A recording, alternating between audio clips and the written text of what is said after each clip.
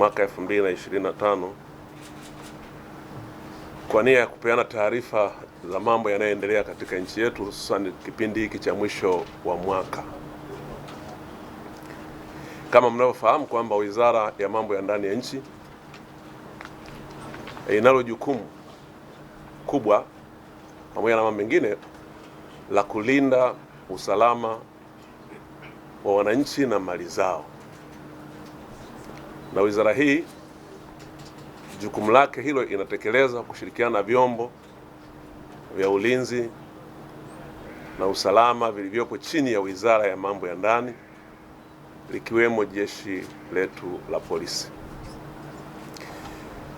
Naomba nichukue nafasi hii kuwapa taarifa wananchi kwamba hali ya usalama wa nchi yetu mpaka sasa ni shwari, inaendelea kuimarika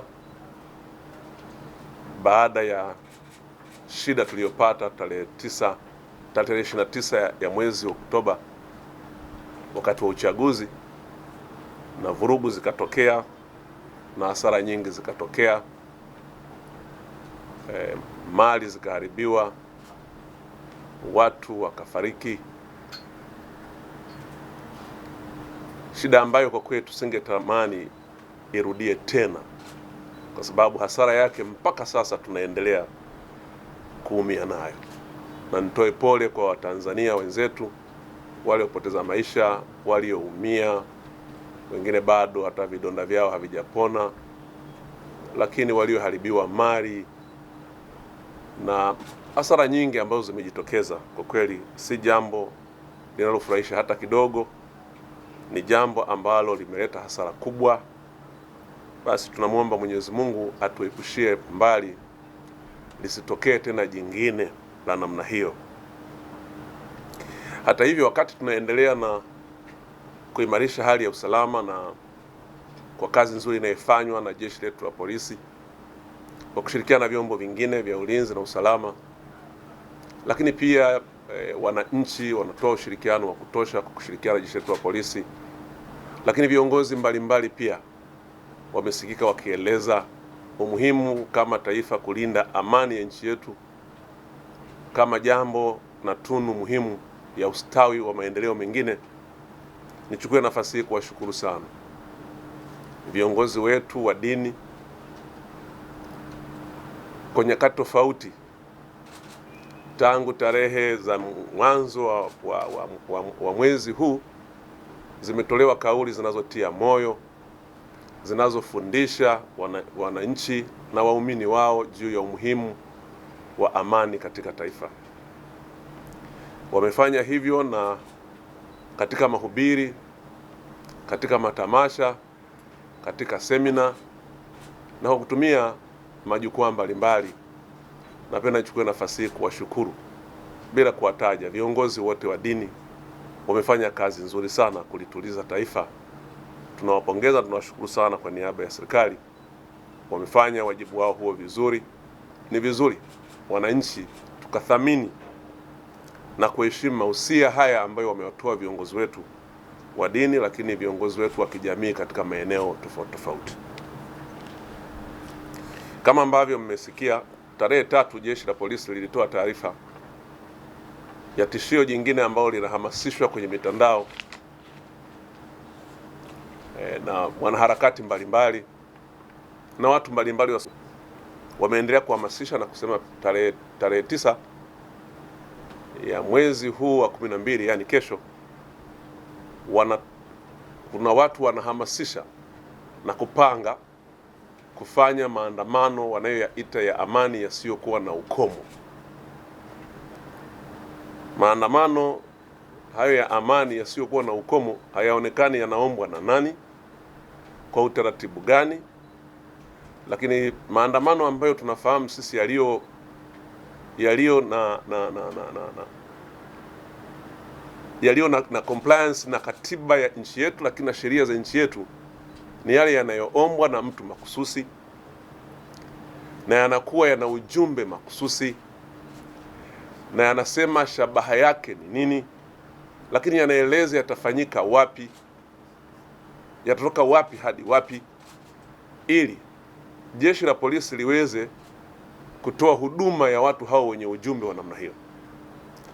Haya yanayoelezwa kama ambavyo imeelezwa katika taarifa kwa umma ya jeshi la polisi iliyotolewa tarehe 5 ni kwamba hayana muombaji, hayaelezi yanatoka wapi kwenda wapi, hayaelezi ujumbe ni nini, ila tu yanaeleza kwamba yatakuwa hayana ukomo, na tunaambiwa kwamba ni makubwa kuliko yale ya tarehe 29. Ndugu zangu wanahabari, kama yakiwa hayo ni maandamano yasiyo na ukomo, maandamano ambayo ni makubwa kuliko yale ambayo watu walichoma mali za watu, walichoma vituo vya mafuta, walichoma majengo ya serikali, wamechoma vituo vya polisi, yale yaliyosababisha watu wakafa. Sasa hayo tunayoambiwa ni makubwa zaidi ya hayo. Sasa hayo sio maandamano, kwanza kwa sababu hayana kibali kwa mujibu wa sheria, lakini pili, hayaeleweki yanafanywa na wakina nani ili tujue hata tuzungumze nao, lakini tatu, yanaambiwa hayana mwisho. Sasa hayo sio maandamano, hayo ni mapinduzi. Hayo ni mapinduzi, sio maandamano.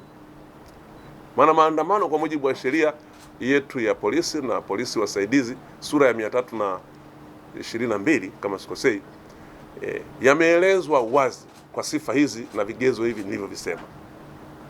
Kwa hiyo nimewaita hapa kujaribu kutumia vyombo vyenu vya habari kuwaambia Watanzania maandamano hayo ni haramu, hayaruhusiwi, na tutumie nafasi hii kuwaomba sana wale wote ambao wanashabikia, wale wote ambao wanaona wao wameichoka amani, wale wote ambao wanaona hata mateso tuliyopata katika kipindi hiki wanaona hayatutoshi, wanataka kutuongezea tena mengine, tuwaombe sana kwamba maandamano kwa kuwa hayana kibali na hayapo kwa mujibu wa sheria, hayakubaliki na ni kinyume cha sheria, na kwa hivyo vyombo vyetu vya usalama vitayadhibiti. Na kwa hiyo ndugu zangu, tuko hapa sisi kama Wizara ya Mambo ya Ndani yenye jukumu la kuwalinda wananchi na mali zao, kuwaomba sana wananchi wengine ambao hawahusiki na mpango huo kuto kushabikia, kuto kujitokeza, wala iwe ni kwenye mtandao au kujitokeza kwenda kuangalia au kuchungulia tu hicho wanachokifanya, kama kweli watakifanya, ingawa hatuamini, lakini ni lazima tujiandae, kwa sababu kazi yetu sio kujaribisha. Kazi yetu ni kuhakikisha kwamba tuna wakati wote wananchi wanakuwa salama wao na mali zao. Kwa hiyo waombe sana wananchi wasithubutu kujitokeza, kwa sababu maandamano haya ni haramu. Maana kuna wakati mwingine wengine wanajitokeza bila hata kujua pengine anachokimbilia ni kitu gani, na kujikuta amejiingiza kwenye kitu asichokifahamu. Kwa hiyo mjizuie kuhamasisha kwenye mitandao, mjizuie pia kushiriki kwa namna yoyote ile, lakini mtusaidie pia kutoa taarifa pale mnapohisi kuna viashiria vya watu ambao wanataka kutekeleza mpango wa kuleta maandamano ya siku hiyo ya tarehe 9 kwa maana ya kesho. Naomba pia nichukue nafasi hii kutoa taarifa kama wajibu muhimu sana kwa vyombo kufanyia kazi hizo taarifa, basi liwe ni jukumu ambalo wananchi wote kwa mapenzi tulionayo kwa nchi yetu tutalitekeleza. Na jeshi la polisi limebainisha namba makususi, tutawapatia hapa namba ili ziweze kuwasaidia kuweza kutoa taarifa kuwapa wananchi, na wananchi watakapoona kuna matukio au kuna viashiria au kuna watu wanapanga jambo hilo, basi waweze kutoa taarifa hizo. Nichukue nafasi hii kuwatakia kila la heri katika sikukuu za mwisho wa mwaka, tukianza na siku ya kesho ambayo ni siku yetu ya kusherehekea uhuru wetu, miaka 64 ya uhuru. Tusherehekee kwa amani na utulivu, na nina imani yangu kwamba wananchi mmejua adha na mateso tuliyoyapata na ambayo tutaendelea kuyapata kwa madhara tu ya tarehe 29 na 30 mpaka tarehe 1 ile iliyotokea. Sasa tusirudie tena haya. Mimi na wenzangu tunawaomba sana wananchi tuipende nchi yetu. Mashabiki wengi wanaosuka hii mipango na kufanya, wengi wao unaona hawako hata hapa nchini, na wale walioko hapa pengine wamechoka na hii hali, lakini tunaomba sana, tulio wengi tumeona madhara yake. Madhara ni makubwa sana, mateso ni makubwa. Tunazungumzia watu ambao wameathirika kwenye maandamano, lakini tufahamu kwamba wako walioshindwa kwenda hospitali wakiwa wanaumwa siku zile za maandamano. Tufahamu kwamba kuna watu waliokuwa na appointment na madaktari wanatakiwa kwenda kujifungua, na ndio siku imefika tarehe ile huwezi kwenda hospitali. Hali ilikuwaje? Tufahamu kwamba kuna watu waliokuwa wagonjwa, tuna wazee wetu wagonjwa, wana hali mbaya, maisha yao ni hospitali. Inapokuwa kuna hali ya upotevu wa amani, ujue kwamba hakuna kinachoendelea. Tufahamu kwamba sasa watu wanaogopa hata kuleta chakula Dar es Salaam. Hali si nzuri hata hapa Dar es Salaam, hasa kwenye miji mikubwa, kwa sababu aina ya maandamano yale yalikuwa ni kama, kwa kweli si jambo ambalo lilitegemewa. Kwa hiyo rai yangu ni kwamba maandamano au fujo zote ni tabu na ni mateso kwa watu wasiohusika kuliko wanaohusika. Ni tabu na mateso kwa watoto wetu, ni tabu na mateso kwa uchumi wa nchi yetu, lakini niseme madhara yake yanachukua muda mrefu sana kuweza kuisha. Kwa hiyo kama nilivyosema, niwatakie kila heri siku ya kesho tunaposherehekea sherehe hizi za uhuru miaka 64, lakini pia Krismasi tuisherehekee kwa amani na mwaka mpya, ili haya yaliyopita kwa kweli tuombe Mungu yasirudie tena, na niwaombe mpeleke taarifa hizi kwa umma ili umma uweze kujua na kutusaidia ili tuweze kutuliza hali ya nchi. Kwanza kwa sababu kwanza kesho ni public holiday. Ni public holiday. Na kwa sababu ni public holiday, matarajio ni kwamba watu wengi hawaendi makazini, kwa hiyo movement haitakuwa kubwa. Lakini pia wako wengine kwa shida mbalimbali, movement kwao ni kitu cha kawaida, kwa sababu public holiday pia watu wanataka kwenda kuenjoy, wanataka kwenda kufurahi, wanataka kufanya nini.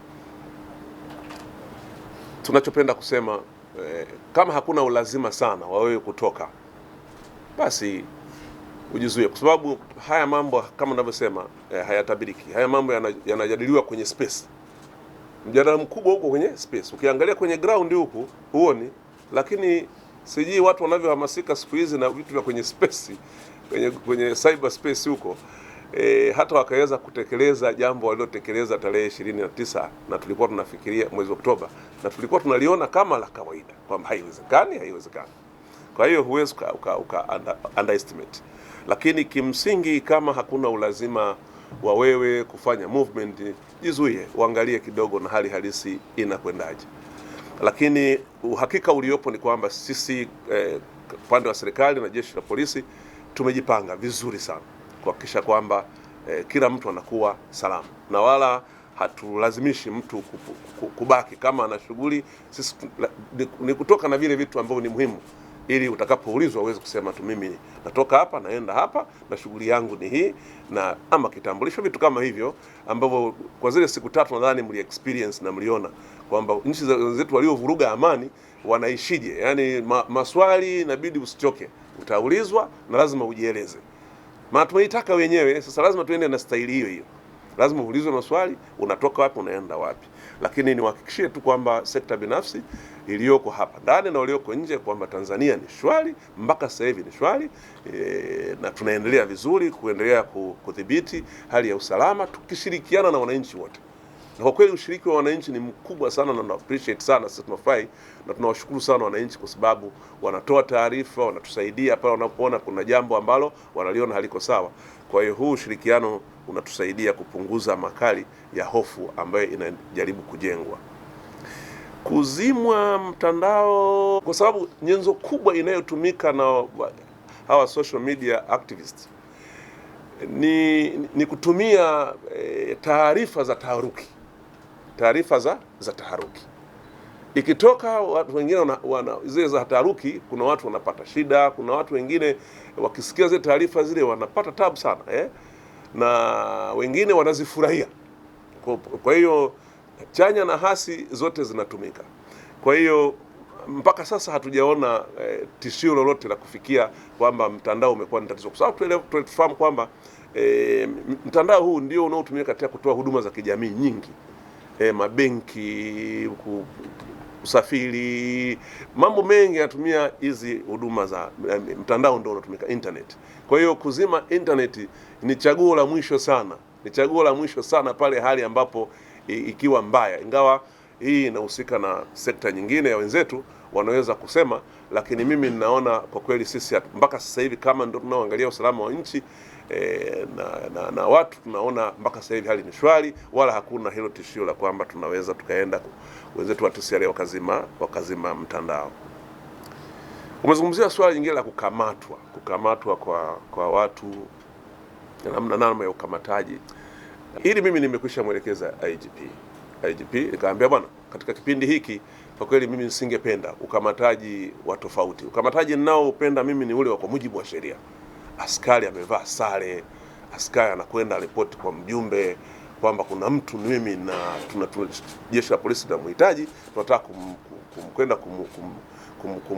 kumhoji, basi tunataka kumchukua. Basi anagongewa yule mtu, anachukuliwa tena mchana. Maana yake mtu saa nyingine yupo pale, anajulikana yupo, kuna sababu gani ya kwenda na akitoka hapa anajulikana kazini kwake wapi, akitoka hapa anajulikana kazi shughuli zake anafanyia wapi, movement zake zinajulikana.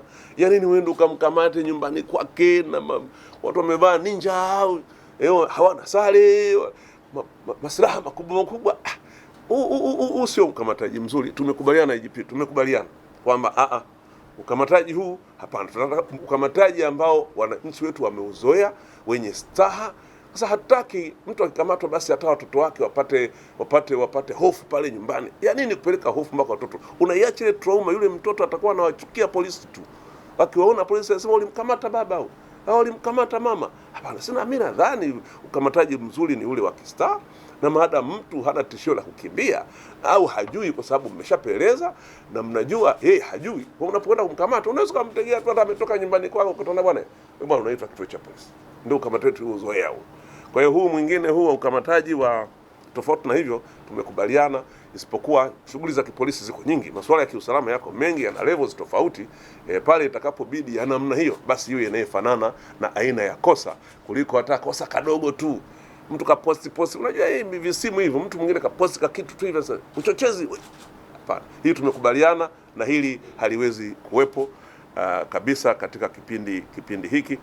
Na kwa kweli nadhani na lenyewe ndio limechochea sana kuleta wananchi baadhi kuwachukia polisi, lakini polisi hawa ndio wanaofanya kazi nzuri mpaka huko mtaani tunaishi kwa usalama. Ya matamko yaliyokuwa yanatolewa na viongozi ambao walijiita wa dini na wengine tunajua kabisa kwa taasisi zao tunajua, lakini kulitokea hapa matamko hata ya mtu tu anaweza akaibuka akajiita yeye ni fulani, akatoa tamko kwa mwamvuli wa dini. Lakini kusema ukweli, kwa kipindi ambacho toka mimi nilipoingia na wenzangu ofisini kwa kushirikiana na wenzetu jeshi la polisi, tulikuwa na muda wa kuongea tete ya tete na viongozi wa dini zote. Nimefanya hiyo kazi na kwa kweli sikuwa nawaita, lakini nilikuwa nafanya hiyo kazi wanasema in camera, kwa bila kujulikana, kwa sababu tulikuwa nafanya kazi ya kutuliza hali, kwa sababu matamko na yenyewe yalikuwa yameshakuwa mengi na mengine mpaka akaanza kuchochea hali ya tofauti ya udini, Uislamu, Ukristo, ikawa kidogo hali si nzuri.